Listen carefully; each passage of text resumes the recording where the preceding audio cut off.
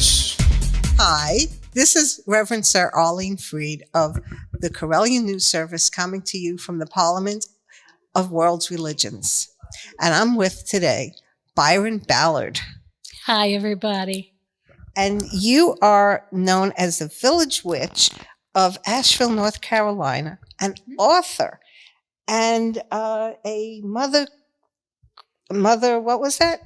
I serve as the senior priestess at Mother Grove Goddess Temple, where I'm also one of the founders. Wow, that's, so many things. So tell us a little bit about yourself. Well, I'm a multi-generational Appalachian woman. My family's been there for hundreds of years, literally. So that is one of the core foundations of who I am. I'm also a goddess worshiper. So Mother Grove Goddess Temple is all divine female, all divine feminine, all goddess, no other kinds of divinity. But we are multicultural in the sense that if you come to us and you love the Blessed Virgin Mary, but you don't want to be Catholic anymore, you can come and worship her with us. And that goes across the board for all female divinities. So there's that. I'm a gardener. I'm a mother. I'm a wife. I'm a community advocate. I'm a pagan advocate. I do a lot of writing in a lot of places. I do a lot of ritual in a lot of places, and I do the festival circuit. I travel around a lot. Thank you. So, being that we're at the Parliament of World's Religions, what has your experience been like? It's been exhausting. How about yours? The same. We've done a lot of walking and a lot of very hard surfaces. We've listened to some amazing things, and I am a little bit of a policy wonk. So I've gone to a lot of public policy forums and I've been figuring out how it is we're going to interface as a set of pagan heathen communities with the larger community, because we are seeing now laws coming into effect that are going to affect us quite directly. The First Amendment seems to be something that people just skip over on their way to the Second Amendment. And so that notion, which is not constitutional, of a separation of church and state is rapidly dwindling. So I'm very passionate about that. That's been very good. This morning I attended a session about the religious response. I gesture like this because it was in that room. The religious response and spiritual response to the Dobbs decision last year about Roe. So all that public policy stuff is very important to me. The religious right got a huge head start on us while we were still trying to figure out, were we pagan, were we heathen, were we earth religionists? While we were still deciding all that stuff in the 80s and the 90s, the religious right was taking over governmental offices. So I want to get us caught up. I want to get us talking about how it is we stop our intra-faith warring and we come together as a united front to get things done for the good of the entire community. Thank you. So I understand that you have a new book coming out. I do. And my publisher, Llewellyn, will be very happy for me to talk to you for a moment about that. I'm in a weird place, which a lot of time authors get into. Right now, in 3 weeks, thereabouts, in September, my brand new book from Llewellyn comes out, Small Magics. And on September 1, my new manuscript goes to my editor at Llewellyn, and that is called Feral Church. So I have the new book and the new book. So the new book is the one that's coming out in a few weeks called Small Magics. And that got started, weirdly enough. There was a fight on the internet about magical practice. And I interjected myself into the middle of it in a comment by saying, do I need to write a book based on my class, Simple Practical Magic? Like 10 minutes later, my editor sent me a private message and said, you do. So we worked together and got that done. I've been doing this class for 7 or 8 years because I realized there's a lack of training in the pagan communities.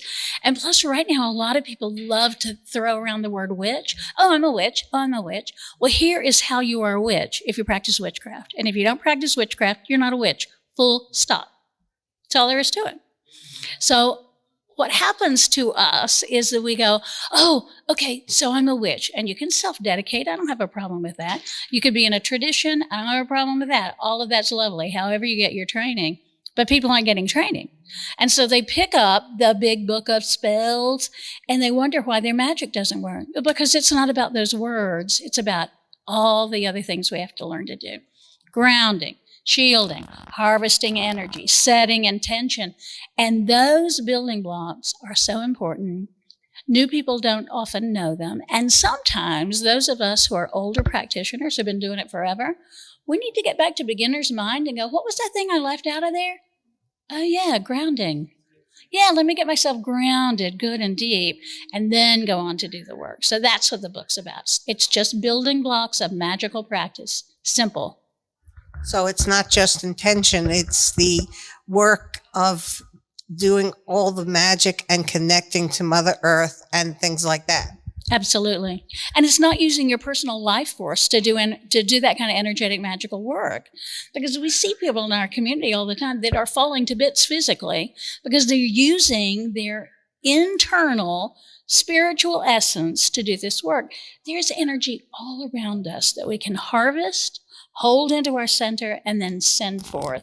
And that's what the book's about. It's about not just practical magic, but effective magic. And no, you shouldn't begin your magical practice by, oh, well, the first thing I'm going to do is summon a demon. You should do something you need. So if you live in a place like I do, I live in a huge tourist town.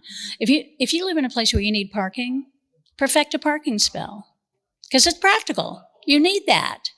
We did that last night and got a parking space directly in front of that Chinese restaurant. In the front, because there were like 5 witches in the car going and doing the parking spell. So it's something practical. I am intensely practical about everything I do. Would you be interested in teaching about that during our interview? Oh, well, the parking spell's easy. I mean, the first thing you always do is ground. You connect deeply. And then what I do is, and I'm going to turn to the camera, so I ground myself deeply. I put my hands on the wheel in my car and I say to myself, or sometimes I say out loud, I'm going to the library and I need a place to park. And that's all I do. And then I drive up there and then there is a place to park. I've gotten parking in Manhattan, Washington, D.C., Raleigh, North Carolina, Atlanta, Georgia. It has only failed me in all the years I've been doing that particular spell. It had failed me once, and then I got parking half block away. So let me ask you a question. When you put your hands on the wheel, is that before or after you turn the car on? Oh, no, it's after I turn the car on. Because I turn the car on, I ground, I put my hands on the wheel. Thank you. That's an important step. I think you could do it either way. Yeah. So what about, you mentioned, recently you became an honorary Correllian. Can you talk about that? Oh, yesterday, Ed texted me and said, can you meet us at? And so I met a group of people down at the Correllian booth and met who's the lady who does the beautiful stoles? Andrea, I think her name is. So I was talking to her and Ed had said, this is the lady that makes our stoles. And we were like having a chat. And I noticed that everybody's lining up over there and that Dawn has come to stand over here. And I'm like, what's going on? So then Dawn, I think it was Dawn, said, we would like to honor you and to thank you. And they made me, your community made me an honorary 3rd degree Correllian.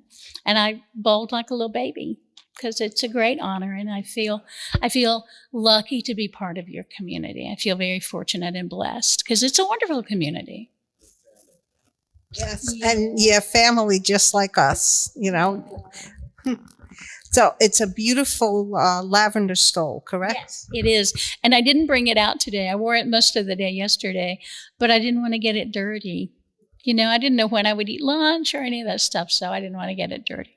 Yeah, I can definitely understand that, Byron. And thank you so much for coming out today and taking the time out of your very busy schedule. And this has been Reverend Sir Arlene Freed of the Correllian News Service, coming to you from the Parliament of World Religions. Thank you so much for tuning in.